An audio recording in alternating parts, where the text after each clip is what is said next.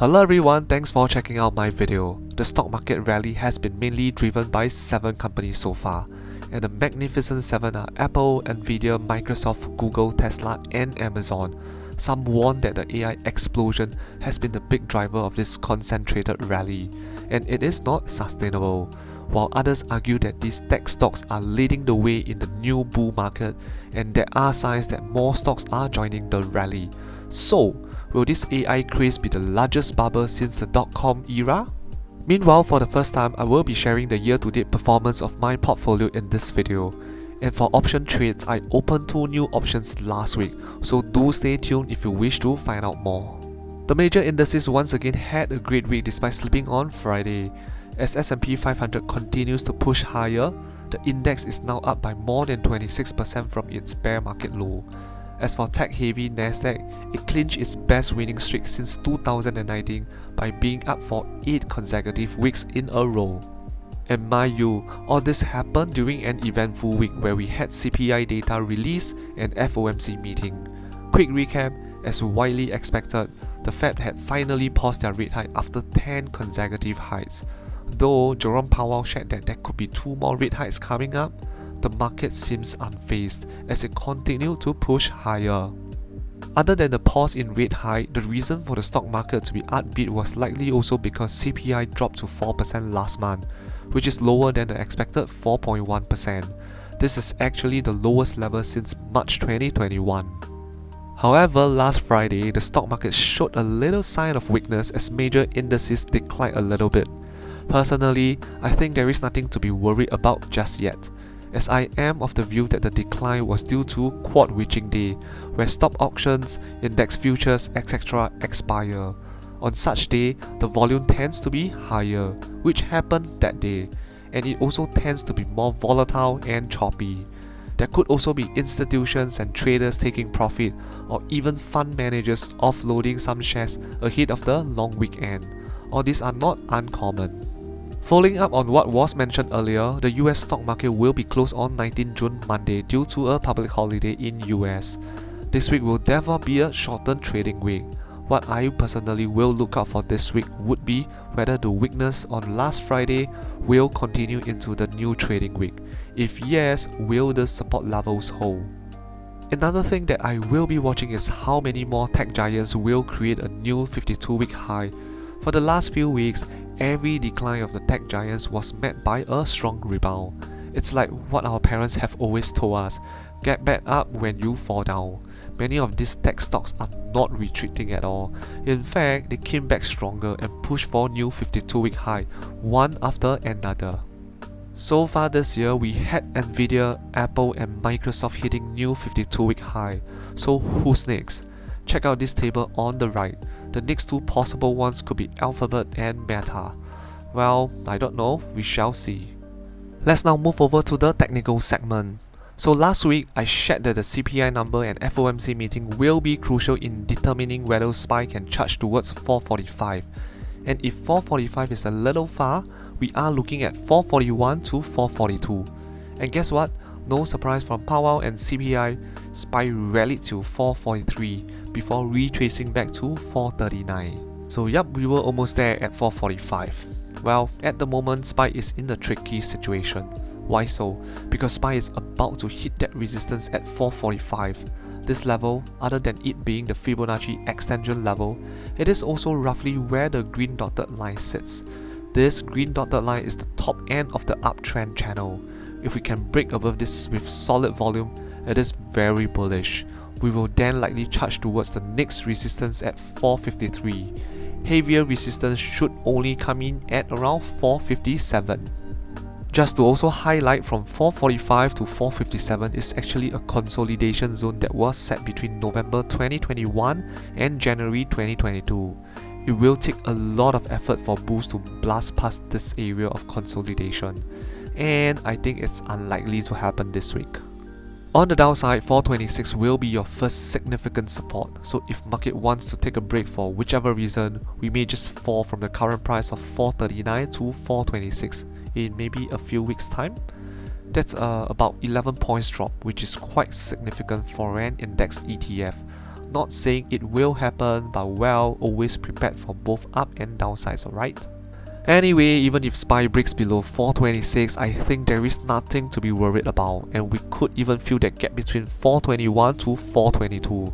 The magic support level lies at 420, a level that most people are watching. It used to be a resistance, and now it has turned into a support level. Below 420, the next support is at around 415, where the 50 moving average sits. This is also where SPY tried to break above previously. All in all these levels are still within the uptrend channel, so if bears want to bring back the bear market, SPY needs to fall below this channel. Moving over to Apple now. Wow, Apple, sometimes you just got to believe in technical analysis. Check out how Apple got rejected at the first Fibonacci extension level, very similar to SPY. This week, Apple may retest this level again if the broader market remains bullish, and a breakthrough above this level will attract more FOMO buyers, and then we may charge towards the next Fibonacci level at around 194 to 195. So yup, watch the first level carefully at around 187.5. But if the market decides to dump for whichever reason, I think Apple could easily break below 180 again and may fall towards the gap at 175 to 176. So if you are able to catch this downtrend, you will be able to profit quite a fair bit, because a 10 points drop for Apple is a lot. Anyway, 175 should present a good support level. If it doesn't hold, then I may explore queuing up at the gap between 166 to 170. This area should also give some good support, especially the red dotted downtrend line. It was a resistance back then and had turned into a support level. If Apple fills the gap and bounces off this particular level, it's very bullish, and in my view, this will then consider a very healthy pullback that it needs. Lastly, on a side note, I don't know about you, but this super huge parabolic move up on Apple scares me a little, and I don't feel quite good about it. Well, that's just me. Okay, let's talk about Tesla. Guys and girls, if you have followed my last video, you will know that I mentioned Tesla will likely get rejected at either 255 or at around 262. Check out the chart. Tesla broke above 255 and somehow it got rejected at around 262 level and have been floating below it for the last 4 trading days. More importantly, it filled the gap between 257 and 262, which is something that I talked about last week. I hope this course deserves your like button. Speaking of which, this channel has not been receiving much support recently. If possible, would like to call for some support for this channel by either liking, commenting and subscribing, or sign up a Weibo account using my referral link, or buy me a cup of coffee at USD $3. Your support will keep me and the channel going as I continue to produce these weekly videos for free. Anyway, this week once again Tesla will likely retest this level of 262. It needs to break above this level decisively, which will then put Tesla in this consolidation zone between 255 to about 314.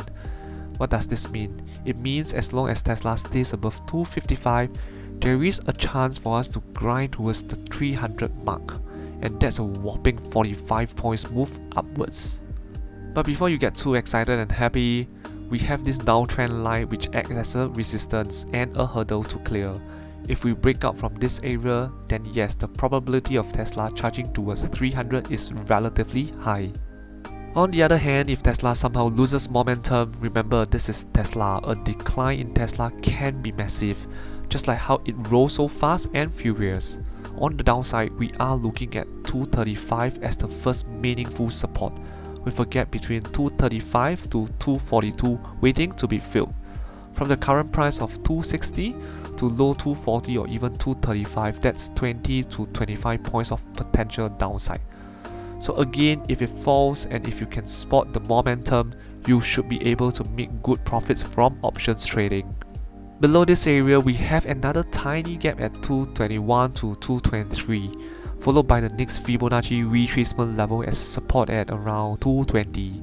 If Tesla can come to this area or even low 200s, to me it's a healthy pullback and there is nothing to be worried about as a long-term Tesla investor. I may even consider picking up some shares here. Okay, moving over to the last stock, Google. Google is looking interesting. It basically likes to create a consolidation zone. The previous consolidation zones are circle, as you can see from the screen. So now it's creating a new one again, ranging from 120 to 125. As Google consolidates, the Bollinger Band gets narrower each day. Do you still remember what does this mean? It means a big move is potentially incoming. It actually gives me the vibe of the period from April to May this year, where it consolidated and boom, rocketed up. Okay, quick disclaimer, not saying it will go up again this time, but if it does, we need to see Google closing decisively above 125. And from there is a high chance for Google to fill that gap at around 132 to 133. And I wouldn't even be surprised if it hits towards the second gap at 139 to 140. I mean, a few other big tech stocks are already creating new 52-week high, so what's there to be surprised if Google is on its way there as well? On the other hand, let's again prepare for the downside. Let's say the B-band squeezed and boom, Google falls. We need it to close below 120 with solid red candles and good volume. And then from there, the gap between 112 to 114 will act as a magnet to pull Google down. This area should act as a support, as this is also where the 50 moving average sits. Personally, I think this is one good area to pick up some Google shares, if it falls to this zone. Alright, let's now move over to the options trade segment. Last Friday, I had a put option on Tesla that expired worthless, and I got to reap the full premium of this contract. You can check out the video at the top right hand corner to find out the rationale behind me selling this put option back then. Anyway, last week I opened 2 new option trades, basically 2 cash secured put, which is a slight bullish move. Why did I do that? The reason is very simple, as I have always said, don't fight the trend. It is so obvious that the current market trend is up, so why not ride the momentum? Remember, a trend is your friend. So, the first new position that I opened is none other than my favorite, Tesla. I sold a put option with a strike price of $195, with expiration date on 21st July. Once again, I'm not showing the premium yet as I don't want viewers to follow my trade blindly. That isn't my intention. My intention is to share with you my train of thoughts when I made these trades. Anyway, remember I said Tesla will likely get rejected at either 255 or 262 last week? So last Tuesday and Wednesday, when Tesla tested these levels, I saw that it overcame 255 but got rejected at 262. However, it did not experience a huge sell-off despite the rejection. In fact, it was showing some good strength. To add on, the rejection helped to cool off the RSI indicator a little bit, though it's still very overbought. And then come Thursday, can you see this green candle? Basically, Tesla retraced further during intraday but bounced back on the same day, showing good strength once again. More importantly, this day is 1 day post FOMC meeting and 2 days post CPI. So with these 2 huge hurdles out of the way and Tesla was still floating above 255, trying to retest 262, that's bullish to me again. The little intraday pullback also helped to bring Tesla below the top of the Bollinger Band. All these are the kind of breather that I needed to see. As a result, I sold a put option on Thursday, 15 June, and Tesla was up 1.81% on Friday, while most other tech stocks were down. As for the strike price, I was just being ultra careful and selected the 61.8 Fibonacci retracement level. This is usually a strong support level, and I thought it's safer to go with it. Meanwhile, sidetrack a little bit, many people always say options are very risky. Well, it's true, but decision like this shows that there is a way to manage risk. And some may even say that my selection of this particular strike price is considered risk adverse. Therefore, if someone were to tell you options are too risky and don't touch it, show them this example. Personally, I would say options trading is a double-edged sword. If used wisely, it can earn you some decent and nice passive income. If not, it could blow up your portfolio entirely. And if you are just starting out on options trading, you can check out my beginner's guide on options. Link can be found at the top. Okay, moving on to my second trade. Google. I sold a cash secure put on Google on Friday 16 June with a strike price of 113. And the expiration date is 28 July. As shared earlier, Google is consolidating between the range of 120 to 125. And if you recall, I shared in my videos that option sellers will benefit from the consolidation of a stock. Additionally, the MACD had a bearish cross for some time already, and yet Google is not falling by much. So that to me is a sign of good strength. And also, as shared earlier, the Bollinger Band is squeezing, which means we can expect a big move soon. Though I don't have a crystal ball to predict the next move, we do know that we are in a new bull market right now, and therefore the probability of the next move towards the upside is slightly higher than the downside. Finally, why 113 as the strike price? Well, that's the same strike price for the covered call that I sold some time ago. Once again, link at the top if you wanna check out why I made that trade. Anyway, for both cases, I chose 113 because that's where the gap is, which should offer some form of support or resistance. All in all, in the near term, I think it's low probability that Google will fall below 113. If it does, good, then my cover call position will expire worthless. But if it doesn't, then my put position will expire worthless, and I get to keep the full premium. So yep, quite a bit of sharing on options this week. Hope you found them useful. If so, please like and comment below. Thank you. Okay, some end thoughts to share. Well, broadly speaking, investors have been piling cash into the AI hype and stocks, which then fed the concentration of market rally into only a few mega cap tech companies. Back to what I have mentioned at the start of this video, some say that such rally is a replica of the dot-com bubble back in the early 2000s, while others believe that every rally needs to start somewhere, in a particular industry, and in this case, it's the tech and AI sectors. So now let me share some of my views. First of all, the market is showing impressive strength. I mean, we all can tell, right? But what makes it impressive is that this rally is climbing the wall of worry. All the banking crisis, inflation, rate hikes, and the war seem to have no effect on the stock market right now. Weeks ago, the tech sectors were already hot, but it became hotter these 2 weeks and no sign of abating. So will it become even hotter or hottest in the next few weeks? Why not, right? Time and time again, market has proven the majority wrong. Overheated sectors and overextended rallies can remain overheated and extended. All they need to do is just to take one step back, then they can move 3 steps forward. To put this into the stock market's context, it means an insignificant decline of say 1 to 2% has been met by say 3 to 5% rally in the next few days.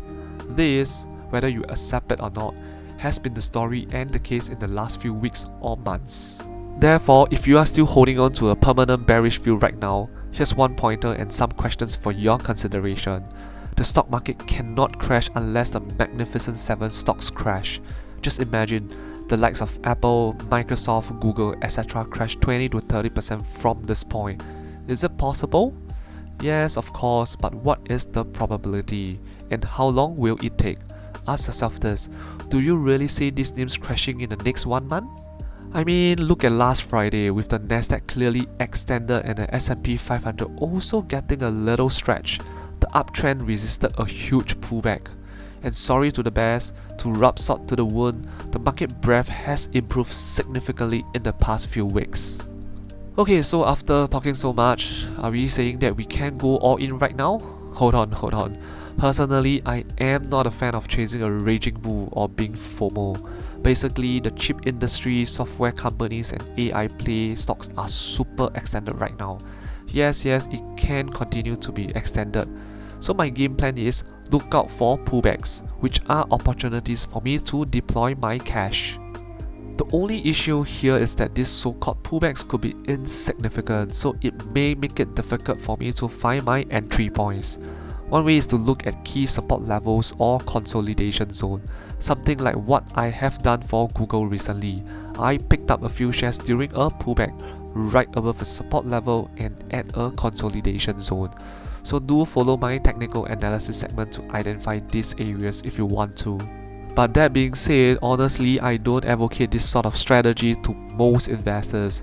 For most of you out there, DCA is actually the way to go. I am sharing my strategy merely because I want to be transparent.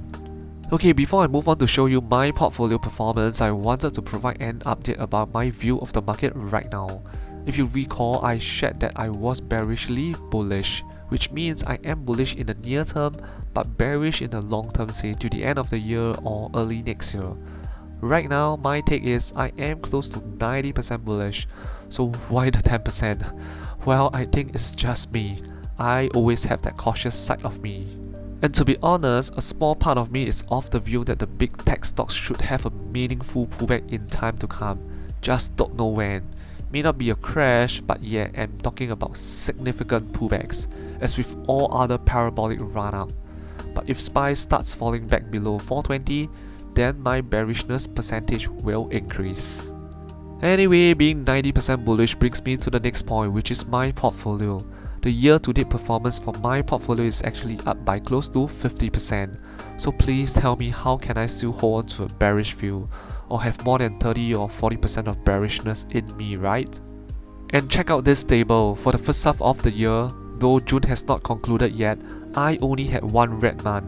And to be a little transparent with all of you, out of the magnificent 7 stocks, I basically have all of them except for Amazon. And these stocks make up 90% of my portfolio. So yup, if these 7 stocks collapse, my portfolio will suffer the same fate too, which happened last year. But of course, if they rally, then my portfolio will rally as well. All in all, despite some ongoing and near-term risks, the overall trend is bullish now, until it turned bearish of course. So act according to what the trend is showing you right now. Alright, what's your view of the current market? Let me know in the comments section below. Finally, please help to like and subscribe if you have not. Thank you.